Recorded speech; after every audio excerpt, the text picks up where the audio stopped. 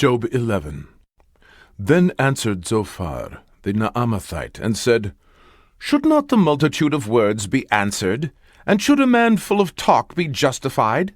Should thy lies make men hold their peace? And when thou mockest, shall no man make thee ashamed? For thou hast said, My doctrine is pure, and I am clean in thine eyes. But oh, that God would speak, and open his lips against thee, and that he would show thee the secrets of wisdom, that they are double to that which is.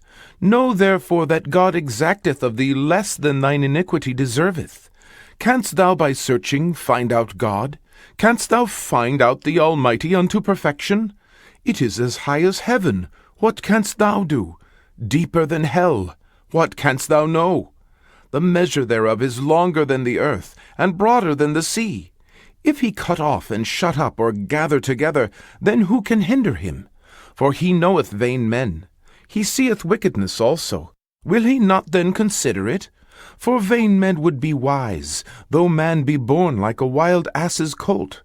If thou prepare thine heart, and stretch out thine hands toward him, if iniquity be in thine hand, put it far away, and let not wickedness dwell in thy tabernacles. For then shalt thou lift up thy face without spot, yea, thou shalt be steadfast, and shalt not fear. Because thou shalt forget thy misery, and remember it as waters that pass away. And thine age shall be clearer than the noonday. Thou shalt shine forth, thou shalt be as the morning, and thou shalt be secure, because there is hope. Yea, thou shalt dig about thee, and thou shalt take thy rest in safety. Also thou shalt lie down, and none shall make thee afraid. Yea, many shall make suit unto thee. But the eyes of the wicked shall fail, and they shall not escape, and their hope shall be as the giving up of the ghost. Job 12. And Job answered and said, No doubt but ye are the people, and wisdom shall die with you. But I have understanding as well as you.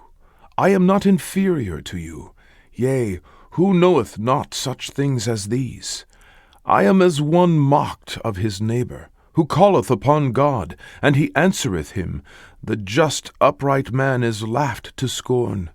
He that is ready to slip with his feet is as a lamp despised in the thought of him that is at ease. The tabernacles of robbers prosper, and they that provoke God are secure, into whose hand God bringeth abundantly. But ask now the beasts, and they shall teach thee, and the fowls of the air, and they shall tell thee. Or speak to the earth, and it shall teach thee, and the fishes of the sea shall declare unto thee. Who knoweth not in all these that the hand of the Lord hath wrought this? In whose hand is the soul of every living thing, and the breath of all mankind? Doth not the ear try words, and the mouth taste his meat? With the ancient is wisdom, and in length of days understanding. With him is wisdom and strength. He hath counsel and understanding. Behold, he breaketh down, and it cannot be built again. He shutteth up a man, and there can be no opening. Behold, he withholdeth the waters, and they dry up. Also he sendeth them out, and they overturn the earth. With him is strength and wisdom. The deceived and the deceiver are his. He leadeth counselors away spoiled, and maketh the judges fools. He looseth the bond of kings, and girdeth their loins with a girdle. He leadeth princes away spoiled, and overthroweth the mighty. He removeth away the speech of the trusty, and taketh away the understanding of the aged. He poureth contempt upon princes, and weakeneth the strength of the mighty. He discovereth deep things out of darkness, and bringeth out to light the shadow of death.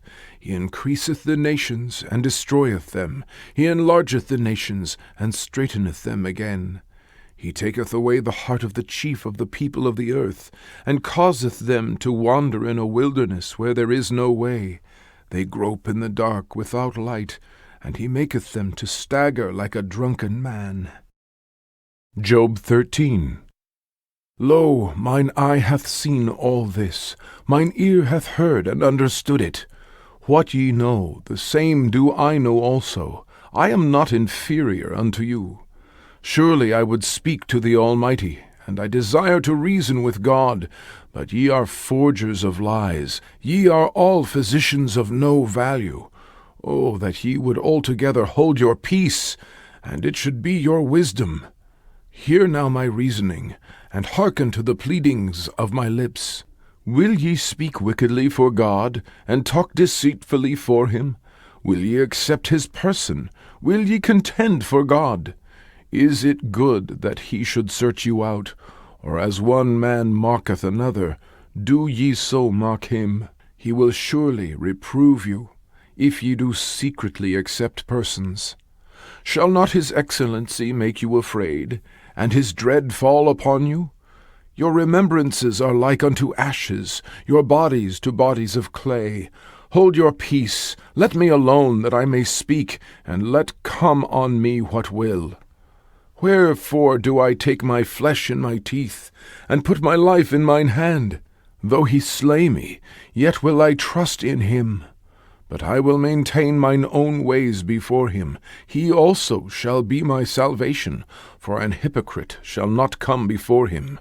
Hear diligently my speech, and my declaration with your ears. Behold now, I have ordered my cause. I know that I shall be justified. Who is he that will plead with me? For now, if I hold my tongue, I shall give up the ghost. Only do not two things unto me. Then will I not hide myself from thee. Withdraw thine hand far from me, and let not thy dread make me afraid. Then call thou, and I will answer. O let me speak, and answer thou me. How many are mine iniquities and sins? Make me to know my transgression and my sin. Wherefore hidest thou thy face, and holdest me for thine enemy? Wilt thou break a leaf driven to and fro? And wilt thou pursue the dry stubble? For thou writest bitter things against me, and makest me to possess the iniquities of my youth. Thou puttest my feet also in the stocks, and lookest narrowly unto all my paths. Thou settest a print upon the heels of my feet, and he, as a rotten thing, consumeth, as a garment that is moth-eaten. Acts chapter 9.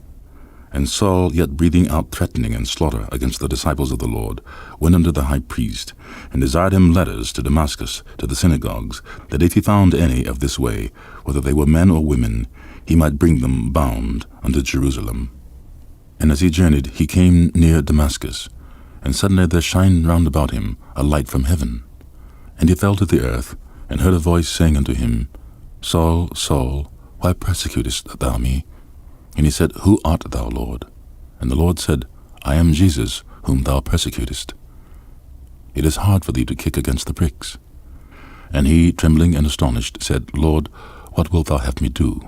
And the Lord said unto him, Arise and go into the city, and it shall be told thee what thou must do.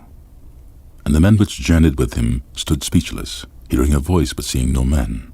And Saul arose from the earth, and when his eyes were opened, he saw no man. But they led him by the hand, and brought him into Damascus. And he was 3 days without sight, and neither did eat nor drink. And there was a certain disciple at Damascus, named Ananias.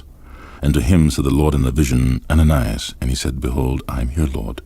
And the Lord said unto him, Arise, and go into the street which is called Straight, and inquire into the house of Judas for one called Saul of Tarsus, for behold, he prayeth, and hath seen in a vision a man named Ananias coming in, and putting his hand on him, that he might receive his sight. Then Ananias answered, Lord, I have heard by many of this man, how much evil he hath done to thy saints at Jerusalem. And here he hath authority from the chief priests to bind all that call on thy name. But the Lord said unto him, Go thy way, for he is a chosen vessel unto me, to bear my name before the Gentiles and kings and the children of Israel. For I will show him how great things he must suffer for my name's sake.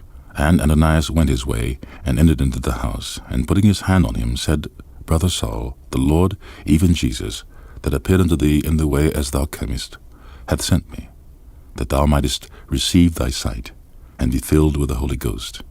And immediately there fell from his eyes as it had been scales, and he received sight forthwith, and arose and was baptized.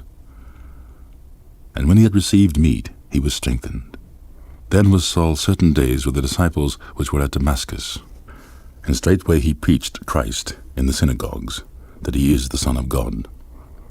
But all that heard him were amazed, and said, Is not this he that destroyed them which called on this name in Jerusalem, and came hither for that intent, that he might bring them bound unto the chief priests?